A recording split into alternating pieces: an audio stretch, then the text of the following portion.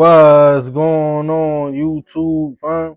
It's your boy Tony 2 times, and we back with another episode of Hood Tales, man. Before I start, be sure to tap that like button.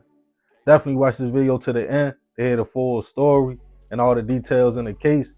For my day one fam, y'all already know it's all love. Thanks for tuning back into another episode. If you're new to the channel and you feeling the content, feel free to subscribe. Definitely hit that notification bell so you can be notified every time we drop a new video. Oh yeah, feel free to share the channel with your peoples. Everybody is welcome. With that being said, let's get right into the story. For most individuals, we have certain people in our lives that if something happens to them, we don't know what we will do or how we will feel. For a parent, it might be your kids. For a person that has siblings, your brother or sister. Or even for some, just a close friend they grew up with and rotated with every day.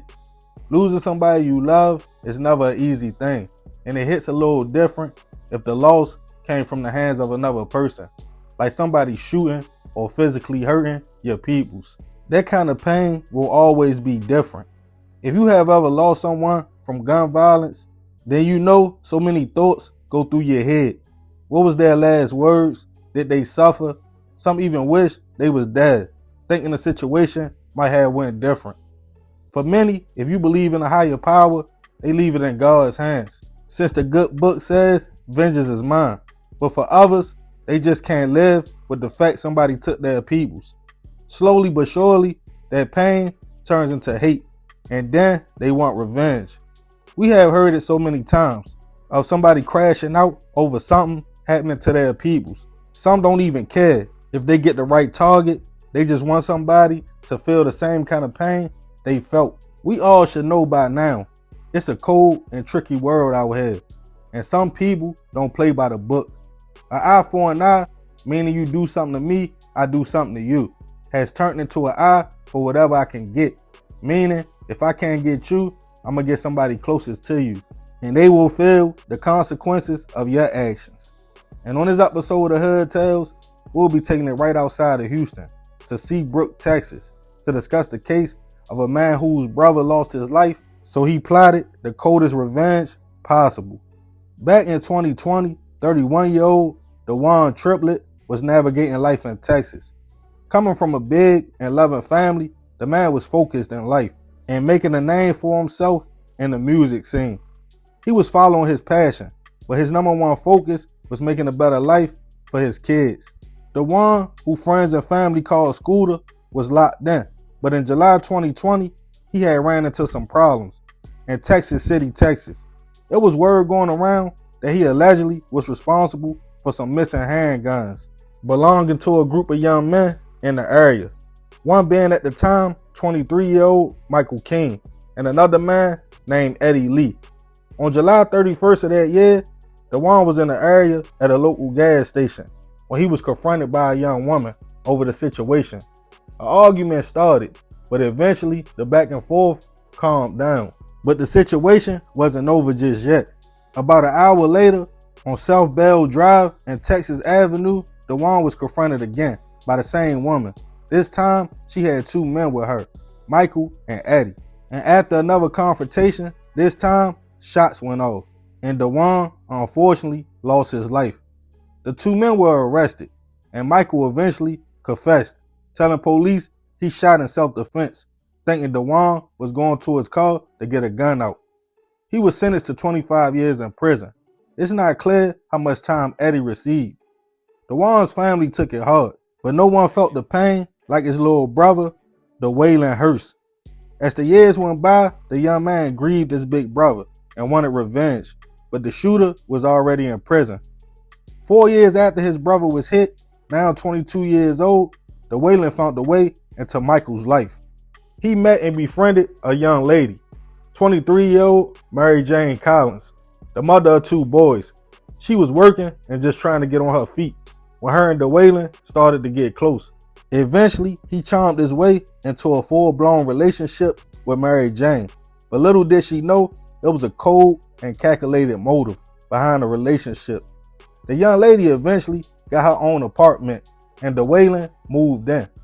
She noticed shortly after a change. It's like a switch went off in his head. The young man had some kind of hate towards her, which was strange since they had only been together for a few months. He would put hands on her and call her out her name. She took the grievances to family and vented about the situation. Everybody told her something wasn't right. She should watch the young man, but Mary Jane just thought he was going through something. Then on October 4th, 2024, when she received a FaceTime call from prison, it all made sense. Her baby father was Michael King, the person responsible for taking Dwaylen's brother's life. He made Mary Jane give him the phone as he put his plan into motion, talking to Michael while putting hands on his son on FaceTime, making him watch. Dwaylen even started making threats and even told him he was going to take their lives.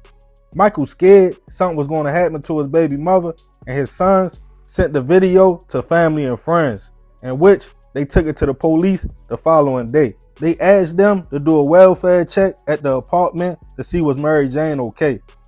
Police went to the complex. They were relieved to see the two little boys looking out the window.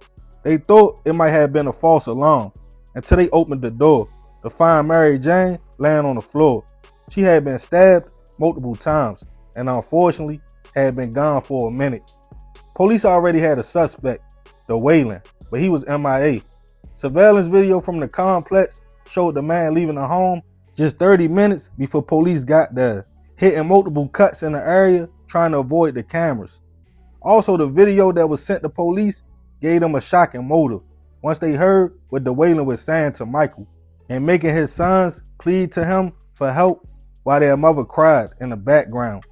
Mary Jane was found wearing the same clothes in the video, indicating the slaying happened right after, as it was deemed an evil and cold plot to revenge his brother's murder. Police confirmed Dwaylen befriended Mary Jane, knowing she was Michael's baby mother, waited until he was able to FaceTime and made him watch as he put hands on his family. A few weeks would go by, and eventually Dwaylen was arrested, charged with aggravated assault, first-degree hit, and family violence. Rest in peace to Mary Jane.